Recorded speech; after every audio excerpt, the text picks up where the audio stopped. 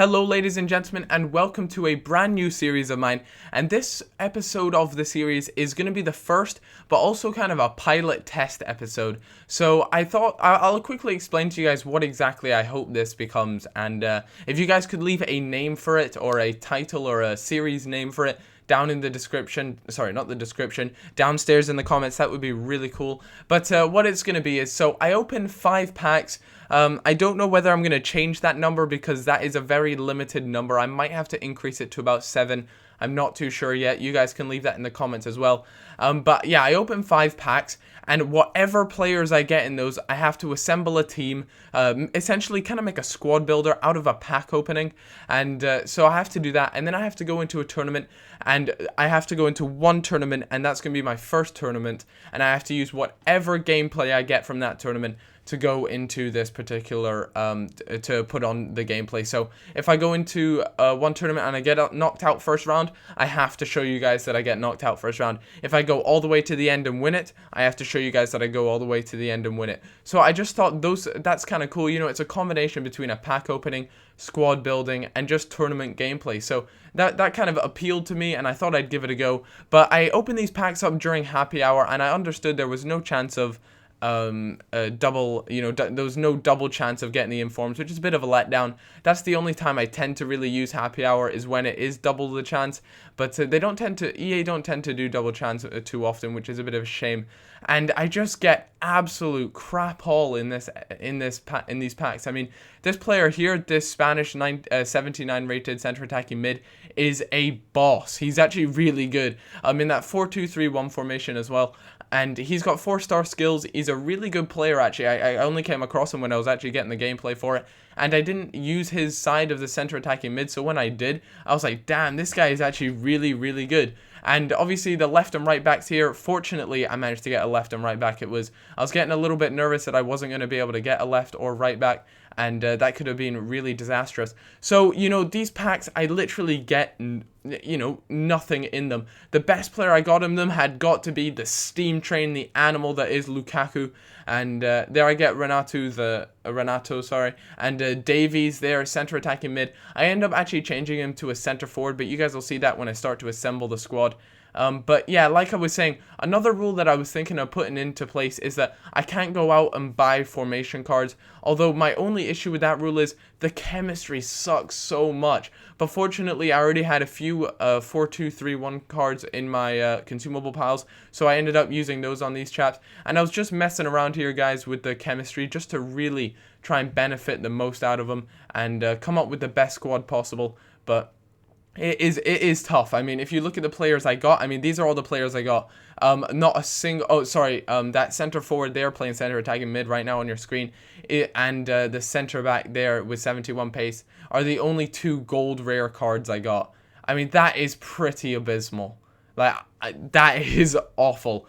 So I was really disappointed with that, but you can't spend too long on it. So I knew I was going to go into the first tournament really just handicapped really badly, and I was pretty nervous about it, to be honest with you, because if I ever came up a side that had 60-ish chemistry and a team like this without any sort of standout players, I would go into it feeling confident that I was going to come out with a win. But like I said, I had a few consumables already in my pile, so I started to use those. I put Davies as center forward, and that allowed me to link up with Lukaku, giving Lukaku 9 chemistry. And when Lukaku has 9 chemistry, that makes my life a whole lot easier, because it is so important to have a striker with 9 chemistry. And I knew that I needed to score goals if I was going to win. My defense wasn't that good, so I knew my attack was going to have to be solid, and having a striker on 9 chemistry was really quite important. So anyways, we go into the Advanced Cup. That was the one I decided to go in, especially with 69 chemistry there. Haha, 69. And it was, I came up against this side here: Gervinho, Ibrahimovic, Hernandez, Arteta, Mata. It was, like the odds were against me really badly, and there was no way I was supposed to win this game. But yeah, you guys can take a look for yourselves. I mean, I was all over this guy to begin with, and he gets a breakaway goal with Gervinho. I think the match stats at the end were like 18 shots and 12 on target. No, sorry, yeah, 18 shots and 12 on target. But fortunately, Davies equals it up 1-1, and that was so important. He had earlier missed a one-on-one with the keeper, and it was just really, really humiliating. But thank God for Lukaku. He is so good in this game, and I was so happy I actually got him in the pack. And as you can see, Lukaku, the beast, the animal there. I mean, oh, sorry, there is 16 shots, 10 on target. My shot and pass accuracy weren't that great, but that's what happens when you don't have a very good chemistry. You start to lack in those sort of departments, as well as if you don't have very good chemistry, your players play way out of position, and it drives me crazy. So you often find that the other opposition team gets on, it just constantly breaks on you, and it is very frustrating. Anyways, I came up against this German sort of Bundesliga side there with Gomez, Kagawa, one of my favorite players on Ultimate Team, really, really good. I'd love to try out his Manchester United version, actually. He looks very tasty, and I'd like to get a hold of that. So anyways, a nice little piece of passing play there, and I could have gone for the tramp, but I was confident in Davies' abilities, and managed just to put it away to get me the 1-goal lead. And, you know, getting that 1-goal lead was super important, but I decided to push on some more, and Lukaku, the steam train, was just rolling past him and finesses it into the right-hand side past the keeper. And to go 2-0 up in this game, I was really, really happy with that, because I knew, you know, this guy had a solid side. I've never really played too much against a 4-5-1 formation, but what the hell is that? That is ridiculous finesse shot from Gomez. That is just insane. That was, wow. I couldn't believe it. Why doesn't Gomez ever do stuff like that for me? For me, he's never really that good of a player, but I got a really lucky bounce there, and you know, Lukaku just doesn't miss from those sort of spots or angles. So yeah, guys, I'd love it if you guys were like the catalyst of this particular series, in the sense that you guys come up with the rules, the regulations, and just those type of things. If you guys could leave some serious comments down below, that would actually be really helpful. You know, how many packs do I open? Am I allowed to use formation cards? Can I go out and buy these formation cards, or do I just have to use what I'm given with? Because it is going to be really tough chemistry wise. So anyways, I advanced on. I believe I am through to the semi-finals, and crap. Jesus. 3 at the back.